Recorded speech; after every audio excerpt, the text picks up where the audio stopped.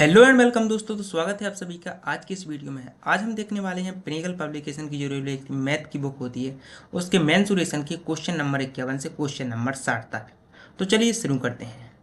तो question number 51 है जो कि आज का पहला क्वेश्चन है।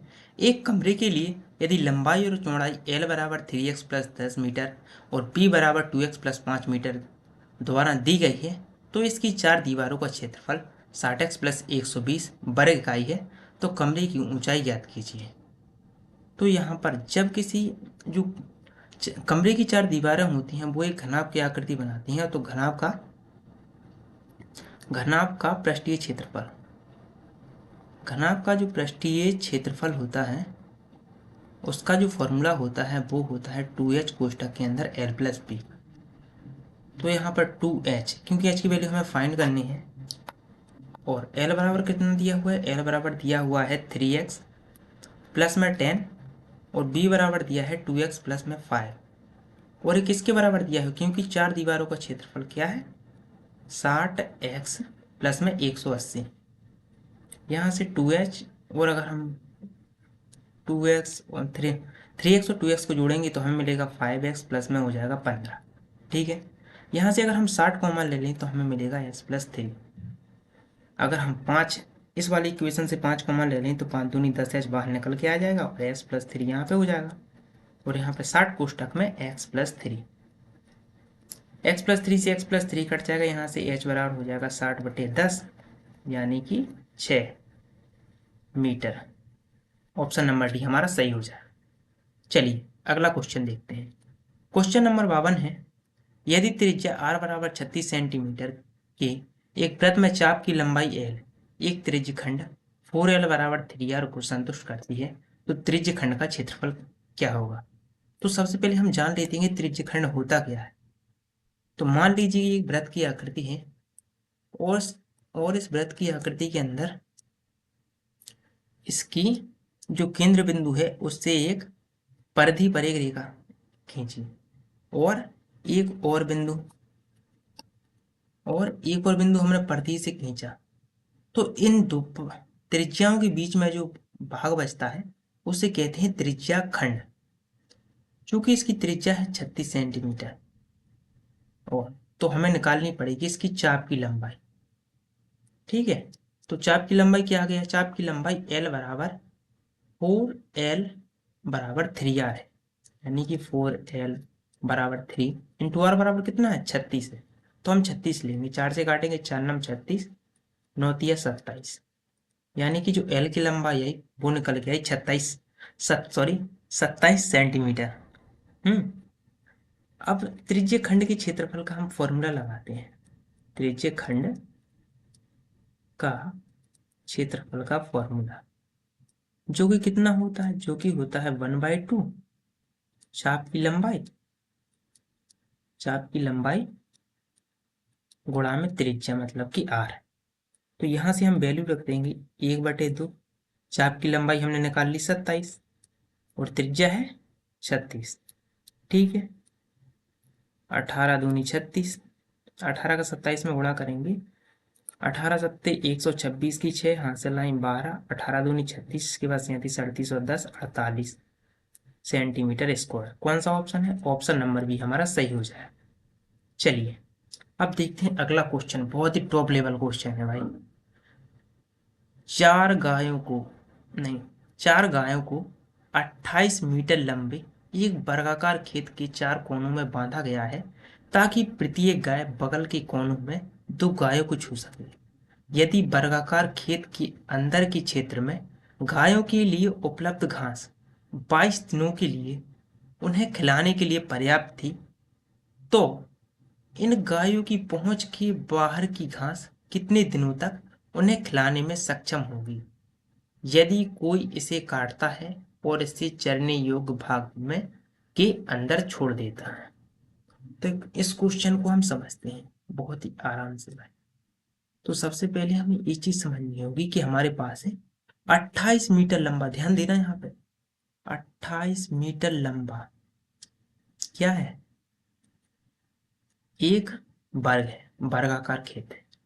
अब इस वर्गाकार खेत में है क्या, कि इसकी चारों कोनों पर गाय बनी हुई है। एक गाय यहाँ पे, एक गाय यहाँ पे, एक गाय यहाँ पे और एक गाय यहाँ पे। जो गाय है वो यहाँ तक चढ़ सकती है एक गाय, क्योंकि कहा गया है दो गाय आपस में छू सकती हैं। यहाँ तक ये चरेगी और इस पॉइंट तक ये वाली गाय चरेगी और इसी तरह से यहाँ तक जाएगी और जो इस कोने पर बंधी है वो गाय यहाँ तक जाएगी और ये वाली गाय इसी तरह से यहाँ तक चरेगी और जो इस पॉइंट पर है वो यहाँ तक चरेगी। इस तरह से जो चारों गाय हैं वो यहाँ पे चर ले। ठीक है, तो ये जो अंदर वाली घास तो इन गायों ने खा ली, जो बाहर वाला हरा हरा भाग है ये वाला भाग, तो इसके बारे में हमसे पूछा गया है। कैसे? तो अगर हम इन चार टुकड़ों को मिला दें तो हमें कौन सी आकृति मिल जाए? तो हम आप कहोगे कि हमें अगर इन चारों टुकड़ों को मिला दें तो हमें एक वृत्त की आकृति मिल जाएगी। ठीक है, तो सबसे पहले हम देख लेते हैं इस वृत्त की त्रिज्या क्या हुई, क्योंकि ये पूरी दूरी है वो कितनी है, वो है 28 मीटर। तो आधी दूरी कितनी हो जाएगी? तो ये आधी दूरी हो जाएगी, वो हो जाएगी अपनी 14 मीटर, क्योंकि 14 दूनी 28 होता है। तो आर बराबर हो गया 14, आर बराबर 14 हो गया। तो इस वृत्त का क्षेत्रफल का जो सूत्र होता है वो होता है पाई आर स्क्वायर। पाई की वैल्यू हमने रखी 22/7 गुणा में 14 गुणा 14, 14 दूनी 28, 7 दूनी 14, 22 दूनी 44, नहीं 14 दूनी 28 दूनी 56, 56 गुणा 11, 6 और 5 11 की एक हासिल है 616 सेंटीमीटर स्क्वायर। ये वृत्त का क्षेत्रफल आ गया, मतलब कि गाय के द्वारा जो यहाँ चरा गया, यहाँ चरा गया, यहाँ चरा गया, यहाँ चरा गया, इस पूरे भाग का क्षेत्रफल आ गया 616 मीटर। क्योंकि 616 मीटर वाले क्षेत्र में गाय कितने दिन चर सकती है? 22 दिन। उपलब्ध घास 22 दिनों की है, 22 दिन चर सकती है। तो 1 मीटर स्क्वायर वाले भाग में गाय कितने दिन चर सकती है? 22/616 दिन चर सकती है। तो अब क्वेश्चन में कहा गया था कि चरने योग्य भाग जो अंदर छोड़ा गया है वो उससे कितने दिन घास बचेगी। तो चूंकि 28 वर्ग का क्षेत्रफल होता है वो होता है भुजा स्क्वायर, 28 का वर्ग करेंगे 784। अगर हम 784 में से ये 616 घटा दें तो हमें इस खाली भाग का क्षेत्रफल मिल जाए। 14 में से 4 जाएंगे 8 बचे, 7 में से 1 जाएगा 6 बचेगा, यानी कि 168। यहाँ पर हमने एक चीज देखी थी कि 1 मीटर स्क्वायर के लिए 22/616 दिन लगेंगे, दिन चर सकती है। तो 22/616 तो 168 को कितने दिन चर सकती है? तो इसको काटेंगे, 11 दूनी 22, 11 पंचे 55, 11 छक्के 66, 2 दूनी 4, 2 अट्ठे 16, 8, 8 एकम 8, यहाँ से सीधा सीधा काटते हैं, 7 से काट देते हैं, 7 चौके 28। दरअसल मेरी मैथ थोड़ी वीक है तो इसलिए 7 चौके 28, 7 दूनी 14, 7 चौके 28, 4 6 24। तो यहाँ से हमें क्या मिला कि 6 दिन, कि जो ये अंदर वाला भाग है इससे को अगर काट काट के गाय को खिलाएंगे तो भाई हमारे 6 दिन काम चल जाएगा और ऑप्शन नंबर ही अपना सही हो जाएगा। चलो अगला देखते हैं यार। क्वेश्चन नंबर 54 है, एक वृत्त की न्यूनतम त्रिज्या लेस देन 1 यानी कि 1 से बड़ी है क्या, जिसकी परिधि का पूर्णांक है, जिसकी परिधि एक पूर्णांक है। तो ये देखिए, तो वृत्त की परिधि का जो सूत्र होता है, वृत्त की परिधि बराबर होता है 2πr। आप कहेंगे कि ठीक है, अब परिधि एक पूर्णांक है और जो त्रिज्या है आर की वैल्यू है वो हमेशा 1 से बड़ी होनी चाहिए। अगर हम आर की वैल्यू ऑप्शन नंबर ए से रखें, क्या 3.14, क्योंकि नीचे की जो वैल्यू है वो बड़ी है, ऊपर की छोटी है, तो ये जो एक्स की वैल्यू निकलेगी वो 1 से छोटी निकली, इसलिए हमारा ऑप्शन नंबर ए नहीं होगा। ऑप्शन नंबर बी चेक कर लेते हैं, 6 में पाई अगर रख दें तो ये जो वैल्यू निकल के आएगी 3.14, तो 1 से बड़ी होगी। तो हमारी पहली कंडीशन सेटिस्फाइड हो गई कि 1 से बड़ी है। अब क्या इससे हमें ये जो परिधि है वो पूर्णांक मिल रही है, पाई से पाई कट जाएगा, 6 दूनी 12, तो हम कहेंगे कि हाँ, यहाँ से हमें जो परिधि है वो एक पूर्णांक मिल रही है। ठीक है, अब तीसरा ऑप्शन देखते हैं कि 4/पाई गुणा में 2 पाई, पाई से पाई कैंसिल हो जाएगा, 4 दूनी 8, यहाँ से भी एक पूर्णांक मिल रहा है। और चौथा ऑप्शन है 2, अगर त्रिज्या 2 है, गुणा में 2 पाई कर दें तो 4 पाई आ जाएगा, जो कि एक पूर्णांक नहीं होगा, इसलिए हमारा डी नहीं हो जाएगा, बी और सी। लेकिन क्वेश्चन को अगर आप ध्यान से देखेंगे यहाँ पे, तो कहा गया है न्यूनतम त्रिज्या है, और 12 और 8 में से न्यूनतम क्या है, 8 है, यानी कि ऑप्शन नंबर सी हमारा जो है सही हो जाए। ठीक है, इस तरीके से क्वेश्चन को उड़ाते हैं भाई, ऐसे ही आप उड़ाएंगे, बस प्रैक्टिस करते चलो हमारे साथ। क्वेश्चन नंबर 55 है, एक वर्गाकार क्षेत्र में बाड़ लगाने के लिए मनीष 48 खंभे गाड़ता है। यदि दो खंभे के बीच की दूरी 5 मीटर है तो इस प्रकार निर्मित वर्ग का क्षेत्रफल ज्ञात कीजिए। तो हमें वर्ग का क्षेत्रफल ज्ञात करना है, तो सबसे पहले हम एक खेत बना लेते हैं। आप कहेंगे ठीक है, हमारा बन गया खेत। अब इस खेत में हम क्या करेंगे भाई, खंभे गाड़ेंगे। कितने, 48 खंभे, अगर टोटल 48 खंभे और 4 लाइन में गाड़ने हैं तो 4 एकम 4, 4 दूनी 12, हर तरफ 12 का 12 खंभे गाड़ेंगे। 1 2 3 4 5 6 7 8 9 10 11 और एक 12। इसी तरीके से सब तरफ हम 1 2 3 4 5 6 7 8 9 10 11 12।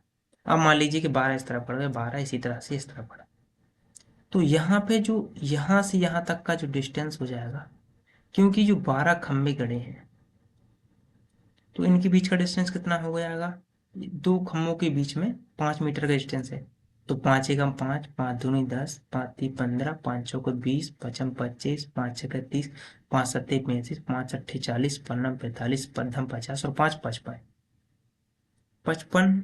तो यहाँ पर जो डिस्टेंस हो गया वो हो गया अपना 55। प्लस में यहाँ पे अगर आप ध्यान दो तो यहाँ पे एक थोड़ा सा गैप बच रहा है, इस तरफ और इस तरफ भी गैप बच रहा है, तो जहाँ पे 2.5 प्लस 2.5, क्योंकि दोनों तरफ गैप बचेगा।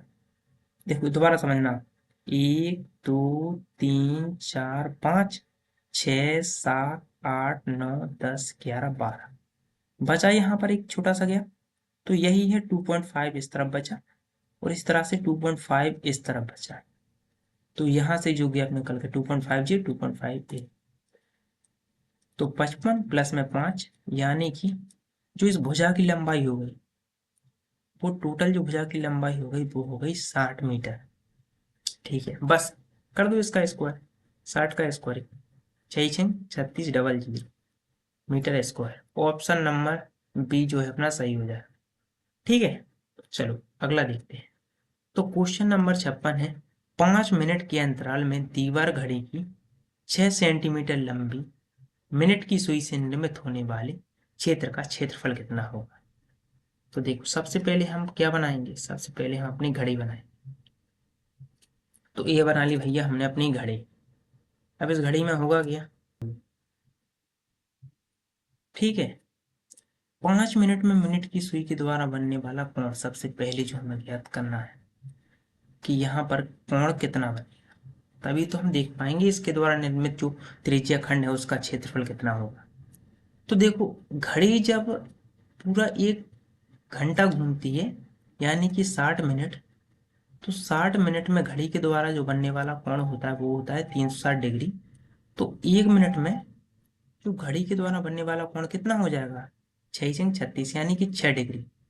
तो यहाँ से 5 मिनट में जो बनने वाला कोण हो जाएगा 6 × 5, यानी कि 30 डिग्री। तो जो कोण है वो है 30 डिग्री। और इस त्रिज्य खंड के क्षेत्रफल का जो हमने सूत्र पहले देखा था वो था θ/360 गुणा में पाई आर स्क्वायर। थीटा की वैल्यू कितनी है 30 बटे में 360 गुणा में पाई की वैल्यू 22/7 और आर त्रिज्या कितनी है 6, तो 6 × 6, 3 एकम 3 6, 12 से 6 दूनी 12, 2 तिया 6, यानी 22 एकम 22, 22 दूनी 44, 22 30 66/60 जो है हमारे त्रिज्य खंड का क्षेत्रफल निकल के आएगा, यानी कि 7 9 63 बचे 3, 7 चौके 28, 9.4। ऑप्शन नंबर डी ही है जो कि हमारे क्वेश्चन का सही आंसर हो जाएगा। चलो भाई, अब देखते हैं अगला क्वेश्चन। अभी तक हम 6 क्वेश्चन कर चुके हैं और उम्मीद है कि आपको सभी के सभी क्वेश्चन बहुत ही बढ़िया तरीके से समझ में आ रहे होंगे। तो क्वेश्चन नंबर 57 देखो। 24 सेंटीमीटर और 28 सेंटीमीटर के आयाम वाले एक आयाम को फिर से बनाया जाता है ताकि आयत के समान परिधि के साथ एक समचतुर्भुज बनाया जा सके और इसके कोणों में से एक कोण 120 हो। समचतुर्भुज का क्षेत्रफल क्या होगा? चलो भैया देखते हैं इस क्वेश्चन को और करने का प्रयास करते हैं। परिधि, परिधि का मतलब मैं आपको बता दूं कि परिमाप होता है और एक आयत के परिमाप का जो सूत्र होता है 2 इंटू में L+B होता है। ये किसके बराबर है? समचतुर्भुज के बराबर है। ठीक है, तो यहां से 2, L की वैल्यू 24 प्लस में 28, 8 और 4 12 की 2, हाथ से ले 2 2 4 1 5 इंटू में 2, 52 दूनी हो जाएगा 104 सेंटीमीटर। इसका क्या हो गया? परिमाप हो गया। तो 104 जो परिमाप है वो समचतुर्भुज के परिमाप के बराबर है। समचतुर्भुज, समचतुर्भुज क्या होता है? समचतुर्भुज मतलब कि एक ऐसी आकृति जिसकी चारों भुजाएं समान हों, उसको हम कहते हैं समचतुर्भुज। तो समचतुर्भुज का परिमाप हो जाएगा 4 इंटू ए बराबर हो जाएगा 104। 4 से काटेंगे, 4 दूनी 8, 4 सिंह 24, यानी कि जो हमारी समचतुर्भुज की जो भुजा निकल के आई वो निकल के आई भाई 26। ठीक है, यहाँ तक आपको क्लियर हो गया। अब आप बोलेंगे भैया आगे क्या कह रहा है क्वेश्चन? तो क्वेश्चन कह रहा है कि समचतुर्भुज का क्षेत्रफल निकालो। तो समचतुर्भुज के क्षेत्रफल का एक तो फॉर्मूला होता है 1/2 d1 इंटू d2। जब हमें क्या दिया हो? इसके विकर्ण दिए गए। लेकिन समचतुर्भुज का क्षेत्रफल का एक दूसरा फॉर्मूला होता है जो कि होता है एरिया। एरिया हमें यहाँ पे लिख देते हैं एरिया। एरिया वो होता है, एरिया होता है वो होता है ए स्क्वायर साइन थीटा। ए की वैल्यू क्या है? भुजा। 26 का जो वर्ग हो जाएगा वो हो जाएगा 676। और साइन थीटा, साइन थीटा की वैल्यू कितनी दी है? थीटा मतलब जो कोण दिया हुआ है वो हमें दिया हुआ है 120। तो 120, तो हमने एक फॉर्मूला देखा था कि साइन 90 प्लस थीटा बराबर होता है कॉस थीटा। तो 90 में कितना जोड़ेंगे? 30 जोड़ेंगे तो हमें मिल जाएगा 120। यानी कि कॉस 30 की वैल्यू कितनी होती है? √3/2। 2 से भाग दे देंगे तो क्या निकल गया? 2 तिया 6, 2 तिया 6, 2 8 16, √3, 338 √3 centimetre square. Option number D अपना सही हो जाएगा भाई। चलो अगला देखते हैं। Question number 58। जब एक पहिए की त्रिज्या में 8 सेंटीमीटर की वृद्धि, सेंटीमीटर नहीं है, 8% की वृद्धि की जाती है तो 10 मीटर की दूरी तय करने में पुराने और नए पहिए द्वारा आवश्यक चक्रों की संख्या का अनुपात ज्ञात कीजिए। भाई एनटीपीसी का क्वेश्चन है, चलो देख लेते हैं इसको विद इन सेकेंड्स। तो देखो सीधी सी बात है कि जब 8% कहा गया है तो 8%, 8% की जब आप फ्रैक्शन वैल्यू लिखेंगे तो वो लिखेंगे 8/100, 4 दूनी 8 बटे में 25। यानी कि अगर पहले ओल्ड एंड न्यू, पहले अगर जो त्रिज्या 25 थी तो अब उसमें 8% की वृद्धि हो गई तो वो कितनी हो गई? 2 की वृद्धि हो गई, तो 25 से हो गई 27, 27 हो गई। आगे क्या कह रहा है? इसकी चक्रों की संख्या। चक्रों की, जब कोई चीज चक्कर लगाएगी तो वो अपनी परिधि के द्वारा तय की गई दूरी ही तय करेगी। यानी कि n, यानी कि चक्रों की संख्या 2 पाई इंटू पहले की त्रिज्या 25 अपॉन में, इसको n1 कर देते हैं, इसको कर देते हैं n2 इंटू में 2 पाई और बाद की त्रिज्या मतलब कि भाई 27। कितनी दूरी तय करेगी? 100 मीटर। ये कितनी दूरी तय करेगा भाई? 100 मीटर। 100 से 100 कैंसिल हो गया, 2 पाई से 2 पाई कैंसिल हो गया, n1 अपॉन n2 बराबर में कितना हो जाएगा? 27/25। यानी कि पहले उसे 27 चक्कर लगाने पड़ रहे थे, अब उसकी त्रिज्या बढ़ने के कारण वो 25 चक्रों में ही वो दूरी 100 मतलब कि 100 मीटर की दूरी तय कर लेगी। तो 27/25 ऑप्शन नंबर ए में दिख रहा है, यही हमारे क्वेश्चन का सही आंसर हो जाएगा। देखो दोस्त, अगर कुछ 2 क्वेश्चन बचे हैं, अगर वीडियो अच्छा लग रहा हो तो लाइक ठोको, लाइक।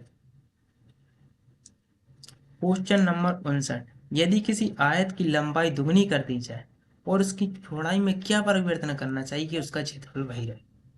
देखो भाई, सीधी सी बात है कि हमने आयत की जो लंबाई मान ली वो मान ली L1, और बाद की जो लंबाई मान ली वो मान ली नहीं L2, ठीक है।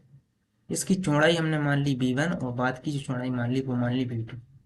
तो यदि आयत की लंबाई दुगनी कर दी जाए, यानी कि पहले इसकी लंबाई 1 है और बाद में कितनी कर दी जाए, 2 कर दी जाए, तो इसकी चौड़ाई में क्या परिवर्तन करेंगे, तो L1 इंटू B1 बराबर, क्योंकि क्षेत्रफल में परिवर्तन नहीं करना है, तो L1 इंटू B1 बराबर L2 इंटू B2।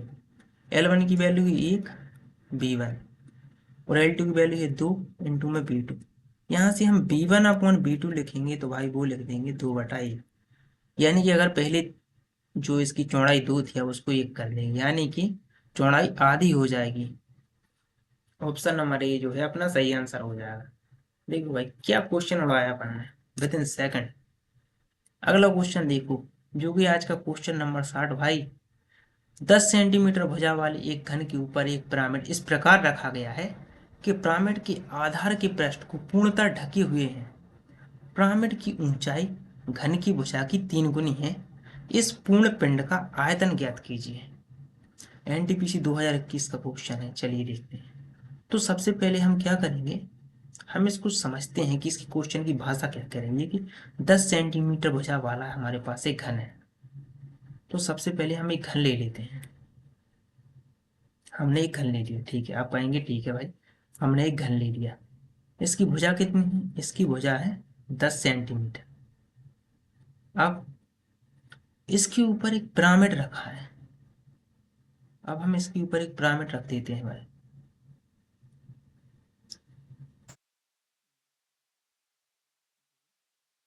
तीन और इस वाले पॉइंट से मिला के बना 4। इसके ऊपर हमने पिरामिड रख दिया और इसकी आकृति है जो पूर्णतः ढकी हुई है।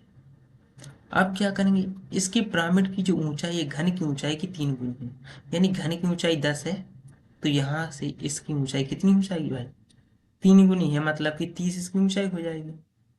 तो पूर्ण पिंड का आयतन, तो पूर्ण पिंड का आयतन निकालने के लिए हम निकालेंगे घन का आयतन,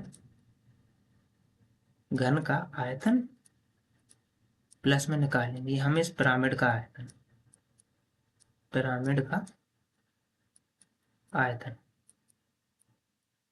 घन। तो घन के आयतन का सूत्र क्या होता है, ए क्यूब, यानी 10 का क्यूब करेंगे तो 1000 हो जाएगा। और पिरामिड के आयतन का सूत्र होता है, इसको देखना भाई अब ध्यान से, यहाँ पे गलती हो जाती है, 1/3 इंटू इसकी आधार का क्षेत्रफल, जो यहाँ पे ये आधार है इसका क्षेत्रफल, यानी कि लंबाई गुणा चौड़ाई। लंबाई भी इसकी 10 है, चौड़ाई भी इसकी 10 है। लंबाई गुणा चौड़ाई गुणा में हाइट, यानी कि जो इसकी ऊंचाई है जो कि दी हुई है हमें 30। तो यहाँ से निकले के आएगा 10 10 दम 100 दम 1000, यानी कि 1000 प्लस 1000, कुल मिला के कितना हो गया भाई, 2000 हो गया सेंटीमीटर क्यूब। ऑप्शन नंबर ये अपना सही हो जाएगा। तो दोस्तों इस तरीके से आज हमने देखे बहुत ही बेहतरीन वाले 10 क्वेश्चन। अगर आपको ये वीडियो अच्छा लगा हो तो इस वीडियो को लाइक करें। अगर आपका कोई सुझाव या शिकायत हो इस वीडियो से रिलेटेड तो आप हमें कमेंट करके बेझिझक होकर बता सकते हैं। हम कोशिश करेंगे कि आपको सेटिस्फाइड किया जाए। Thank you so much.